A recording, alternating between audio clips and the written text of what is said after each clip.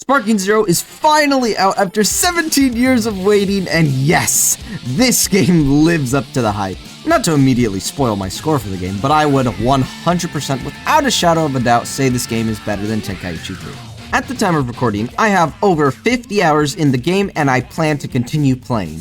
I got my 100% achievement at around the 46-hour mark, so with the amount of experience I have with the game, I think my opinion does have some merit.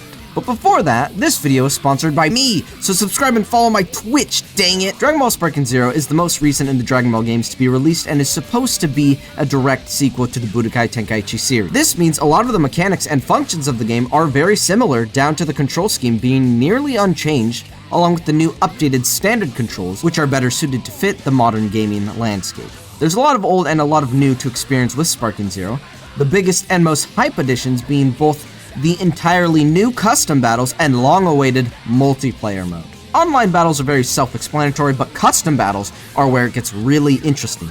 Custom battle is exactly what it sounds like. You can create a scenario where you will be able to put characters you want in just about any setting with stuff like text presets and animations and camera shots already created for you. Beyond that, you're allowed to code whatever you want. Health gates, force transformations, cutscenes, switch outs, buffs, nerfs. You can make just about anything. I've seen raids, I've seen team fights, 1v1s, 1v5s, fight to survives, endurance tests. This mode is truly something special, and paired with multiplayer, having different really fun modes and massive amounts of characters in the roster, I think this game has so much longevity, it's scary. Which is my excuse for playing it during spooky months, shut the fuck up. Other new additions include a revamp of the Patara system, which is an equipment system to buff characters. And story mode, now called episode battles, follows separate characters and their journeys throughout the entire story as a whole, rather than focused on the different arcs of the story. The stage destruction, while very annoying sometimes, is the best I've seen in any game before it. The shaders in this game are second to none, and it is the best looking Dragon Ball game to date for sure. The combat system is so well made, it perfectly mimics fights from the show, and most importantly, is so much fun. Now that I've got my basic thoughts out of the way, let's talk about some of the other modes in some more detail. Starting with episode battles. While it's an easy and fun way to start the game and learn its system, this mode is trash! Hot garbage, episode battle, more like having an episode while playing this trash and battling the urge not to uninstall the game and kill It's not that bad, but it's certainly not good. To put it in simpler terms, it takes the approach of, well, Kakarot has already done the Z story, but we can't just not include it. So the solution they thought of was making Google Slides in-house and basically using it in-game for very minor cutscenes for the hype moments that scatter across the series. Rest in peace, Super Saiyan transformation, by the way. In other words, the game's story looks really bad, which is weird since the screenshots they use looks really just bad when compared to, base gameplay. Now let me just say, people are defending this for some reason. It's almost like they didn't know the game was $70. It is a completely legitimate criticism to not like the story mode and even say it makes the game worse as a whole. It is so lazy and is typically the very first thing players do, beyond the tutorial of course, because obvious. I say if you don't want to tell the story well, don't tell it at all. There are so many moments that get either completely skipped or are paid absolutely zero reference, and it is thoroughly disappointing. Not to mention, they completely skip most of Super, and only really focus on the Goku Black saga and the TOP saga. Side tangent, why are you forcing us to fight the same Goku Black and Zamasu fights in literally every story? The only scene in Super that is done justice is the final attack on Jiren, which even then isn't nearly as impressive as Kakarot's minor events. And storytelling for that matter. Now, the hype for story mode was supposed to be around the what-ifs and the new first-person view of whatever character you're controlling. In my opinion, this very small addition is only really enhancing the experience of Trunks' what if. Not saying it's bad though.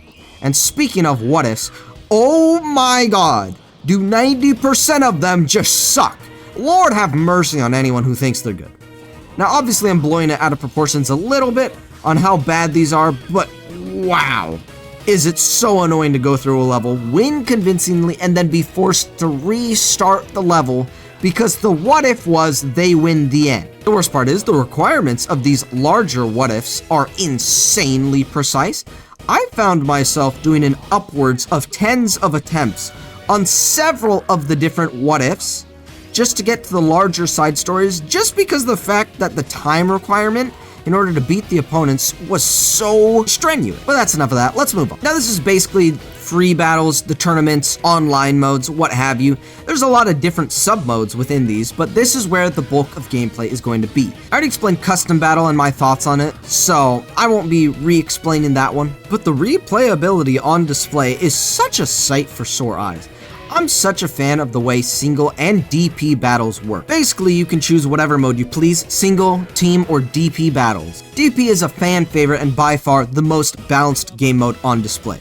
You are allowed to pick up to 5 characters, just like team battle, but every single character has their own cost in DP, and you have a max of 15 to spend however you wish. This prevents running into a team with all of the best characters in the game without repercussions. It's so much fun to try taking the perfect team of strong characters that not only can get the job done with the tools they have, but also let you play the way you love or are most comfortable with. Tournament mode is another well-regarded mode making its return, where you have about 8 people in one bracket trying to make it to the top in 1v1 scenarios. This doesn't sound super revolutionary, but you can add a little bit of spice by turning on a fan favorite debilitation, ring outs. You can also turn on team battles, which makes it a little bit more fun, but I personally do not prefer those. Personally, I really hate the way ring outs work. I've never really been a fan of them, even in Infinite World, where, in my opinion, it is the best rendition of ring outs. But jump in with some friends, slap them around till they hit the grass, and you'll be having a good time. Now that I think about it, I think TOP has ring outs, and it'd probably be a better stage than the World Tournament. Now let me just say, fighting as a whole is really fun. And of course, it is basically the entirety of the gameplay, so it has to be. It feels and looks like real Dragon Ball fights should. It's very fast-paced. It's impactful with both blocking and just dealing out damage. It's animated very well, and there's lots of options for both offense and defense. For offense, you have a bunch of dashes, you have vanishes, there's crazy damage on all sides, there's unblockables, there's a bunch of grabs that you can use, there's key blasts which are really powerful yet fair. You can do well-charged heavy attacks that bypass guard and can even teleport in some cases. There's a bunch of character skills that can absolutely destroy the competition. Like Explosive Wave, you can have instant sparking modes. By the way, that needs to be nerfed. Can we please bring back Key Sickness? That's a legitimate complaint. We need Key Sickness back. It's honestly harrowing to just see another sparking UI Goku just come in and then immediately have 3 bars and just instant sparking. And, you know, I've seen, I think, too many double Spirit Bombs in my time. Yes, double Spirit Bomb. They are unblockable. Lord have mercy. And for defense, you have blocking, which can go high, mid, and low, which can not only cancel combos, but just get you out of damage entirely. You have parries, or I think it's called the super counter, which breaks combos, and can even get you out of damage when you're facing away from the opponent. You have vanishes that basically, once again, can get you out of combos. It can get you out of most beam attacks, and especially all the unblockables that pretty much plague online. There's a bunch of defensive character skills, like Explosive Wave. It does a little bit of damage, but mostly it is used as a get-off-me tool. You can use After Image, which can completely negate any sort of damage that may come to you after the use. Wild Sense, which is just After Image, but straight up better because it's a retaliatory attack as well. And then you have After Image Strike, which is the most powerful defensive option in the game, which gives you a seemingly infinite amount of dodges up until the timing runs out, which needs to be nerfed, by the way, please. Oh my god, help. You have Perception, which you can completely just string in between attacks. If you're clashing with your normal square button, you pressing circle will put you into an immediate revenge counter, and if your opponent decides to keep pressing the square button, they're going to immediately hit that. Perception is on the same vein of revenge counter, in which you can see an opponent's attack coming, and if you are to use that Perception, you'll completely dodge it and retaliate once more. This game is so good, and absolutely permeates for both offensive and defensive playstyles. Now, of course, I have been sprinkling these throughout the video, pretty much. But yeah, there are a lot of cons, and I think I just should have this entire section just to get them all out of the way with what I think the game needs to improve on, and how some things are just straight up bad and need to be brought to attention. While I will say that none of the game's bugs are game-breaking, the bugs that are currently present need to be fixed now, especially regarding the online controls bug, which if you don't know, there is a bug going around that if you're put into the player 2 slot when loading into an online match, it will simply negate a lot of the moves that you can do. And now, whether or not this is necessarily a bug, the online is sometimes really bad. A lot of the times the connection is just great and is very smooth, but it's still using delay-based connection, and therefore it is not the greatest. There's several camera and UI bugs that can happen sometimes and absolutely plague your experience. And even worse than bugs, the vocal majority of the community right now is absolutely out of control. There's so much toxicity out there from all the losers that think they're better than everyone else. And there's guides being put out by players in order to help other new players that are getting hate bombed because of it. Now, I didn't talk about this one just yet, but the stages in the game, while I'm not necessarily dissatisfied with the amount of them, although I would like more, I will say they constantly have been ruining combos, and stage destruction is absolutely insanely cool. But at the cost of just destroying so many of the gameplay elements, like combos and defense options, completely unearned. It just feels like an oversight. I think the fact that you can and will be punished for existing near things like invisible walls and just rocks in general is unforgivable. Speaking of ruining combos, some characters have really weird hitboxes that also can ruin combos. For example, all the Great Apes, they have some really strange hitboxes that just don't really sit right, not to mention some of the insanely broken moves they have and just playstyles you can implement with them. Final Form Cooler and I believe Super 13, the powered up version of him, can just straight up ignore some of the vanish combos. I saw myself in a lot of situations where I was getting hit with a vanish combo, and if I was to recover, sometimes it would either be too fast or straight up they would teleport in the wrong position and miss, in which I was then able to recover and kind of just wail on them. And just to go on a little small tangent about the characters, I like the fact that there are so many characters, but where are all my Dragon Ball characters? What happened?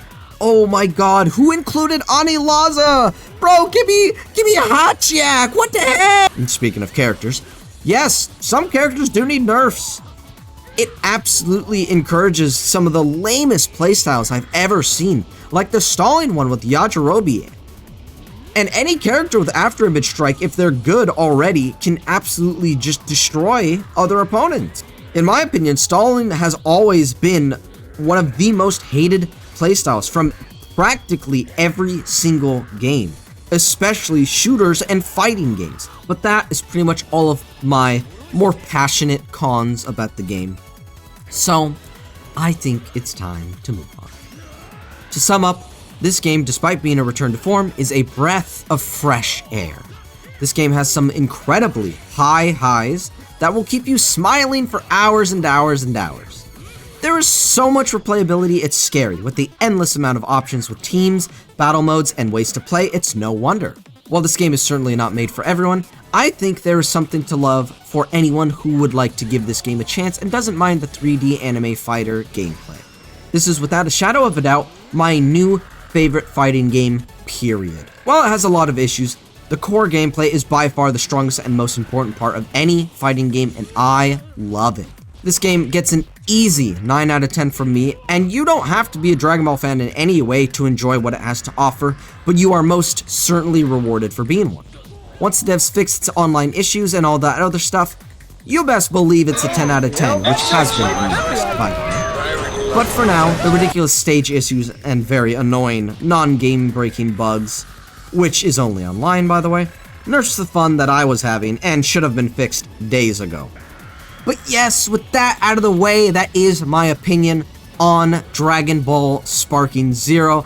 I am so excited to have this game finally in my hands, and let me tell you, I am absolutely going to be playing more. At the bare minimum, I want to get to Z rank. So, if you all enjoyed what I had to say today, make sure to like, subscribe, drop a follow on my Twitch, which I do stream regularly. Of course, I do stream here. You might even see some reserved live streams. Of course, if you disagree with any points that I might have had, feel free to just drop it in the comment below, and as long as you're respectful, I will be sure to respond. But yeah, that's pretty much all I have to say today, so thank you everybody so much for watching. Lots of love to all of you, and of course, as always, have a day.